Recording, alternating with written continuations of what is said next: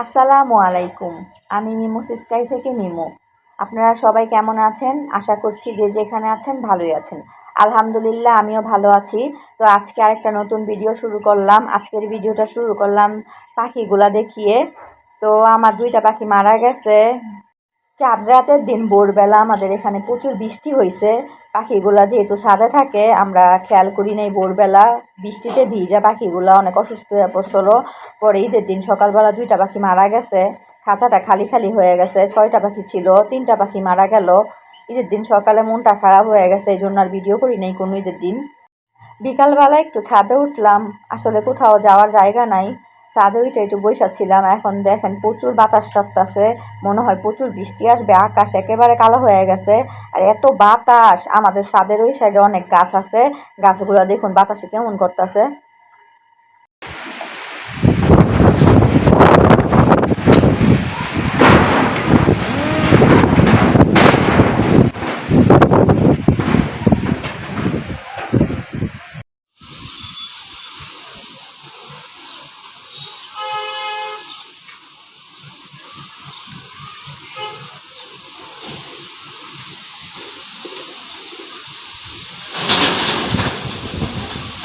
আমার ভিডিওগুলো যদি আপনাদের ভালো লাগে তাহলে অবশ্যই আমার চ্যানেলটা সাবস্ক্রাইব করে রাখবেন, আর ভিডিওতে একটা লাইক দিবেন। আপনাদের একটা লাইকের কারণে আমার ভিডিওটা অনেক মানুষের কাছে পৌঁছে যাবে। তো ভিডিওটা দেখতে থাকুন। বিকালবেলা ছাদে গেলাম, আপনাদেরকে তো দেখালাম অনেক আকাশ কালো কইরা তুফানের মতো বাতাস আসছিল, কিন্তু এখন রাত হয়ে গেছে, এক ফোঁটা বৃষ্টিও আসে নাই, মানে বাতাসেই বৃষ্টি কাইটা গেছে। তো যাই হোক, আমি এখানে কোয়েল পাখি ডিম সিদ্ধ দিছি, সবাই খাবো ঘরের। আর আমার হাজব্যান্ড কিমা রান্না করবে গরুর মাংসর। আমার হাজব্যান্ড অনেক বছর মালয়েশিয়া ছিল, তো মালয়েশিয়া থাকার কারণে সে সব রান্নাই পারে, তার হাতের রান্না অনেক ভালো। সে বিরিয়ানি অনেক মজা করে রান্না করতে পারে। আমাদের বাসায় বিরিয়ানি বা ভালো রান্না করলেই তারে দিয়ে আমরা রান্না করাই। তো সেও রান্না করতে অনেক ভালোবাসে, আবার একটু টাইক্কা মাতবুরগিরিও দেখায়। আমি নাকি হেল্পার, সে নাকি বাবুর্চি, নানান কথা বলে। তো সে অফ ক্যামেরায় বলতেছিল একটু ভিডিও করো ভিডিও করো। আর আমি যখন ভিডিও অন করি তখন আমার এই ভিডিওর কথা বললা, ইউটিউব চ্যানেলের কথা বললা আমার চেতায়, বুঝছেন? তো সে মনে করছে আমি তার মানে কথাগুলো ভিডিওতে ছাইড়া দিব, কিন্তু আমি তো ভিডিওতে কথা ছাড়ি না, আমি তো পরে ভয়েস ওভার দিই।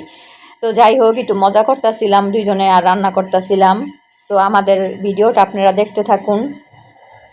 আমার হাজব্যান্ড রান্না করতেছে মাংসটা, আর আমি এখানে রাতের জন্য ভাতও বসাই দিছি। তো পুরুষ মানুষ রান্নাঘরে আসলে আসলে কাজের কাজই বেশি হয়। সে তো রান্না কইরা চইলা যাবে, পরে রান্নাঘর পুরা লন্ডভন্ড কইরা রাইখা যায়। এই পাশের জিনিস ওই পাশে, ওই পাশের জিনিস এই পাশে কইরা পুরো অগোছানো কইরা দিয়া যায়। এগুলা গুছানো আর একটা বড় কাজ হইয়া দাঁড়ায়। আসলে আপনাদের সাথে একটা কথা শেয়ার করব আজকে, আর একটা কথা ক্লিয়ারও করব। কিছুদিন আগে আমি একটা ব্লগ ছাড়ছিলাম, তিশা ব্লগ আর খুকি ব্লগ নিয়ে কিছু কথা বলছিলাম, রিলসও দিছিলাম। তো ওই ব্যাপারে আজকে কিছু কথা বলবো আপনাদের সাথে। আমি যেহেতু একেবারেই ছোট ব্লগার, আমার ভিউ খুব কম হয়, এর মধ্যে আমার আত্মীয় স্বজনও অনেক আমার ভিডিও দেখে।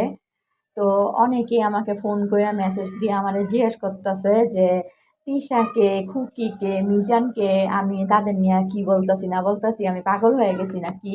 বাপের বাড়ির মানুষ মনে করতেছে শ্বশুর বাড়ির মানুষের সাথে ঝগড়া লাগছি, আর শ্বশুর বাড়ির মানুষ মনে করতেছে বাপের বাড়ির মানুষের সাথে ঝগড়া লাগছি। আসলে দুইটার একটাও না। আসলে তিশা ব্লগ, খুকি ব্লগ, এগুলা আমার কিছুই লাগে না। তাদের নিয়ে সব ব্লগাররাই কথা বলতেছে, সব ব্লগাররাই তিশা আপুর পক্ষে কথা বলতেছে, রোস্টাররাও রোস্ট করতেছে। তো আমি তো কোনো রোস্টার না, কিন্তু আমি তো ডেলি ব্লগ করি, তিশা আপুর ব্লগ দেখাই আমি ব্লগে আসছি। তাদের এই বিষয় নিয়ে আমি আরেকটা ব্লগ বানাবো। আজকে এ পর্যন্তই। আল্লাহ হাফেজ।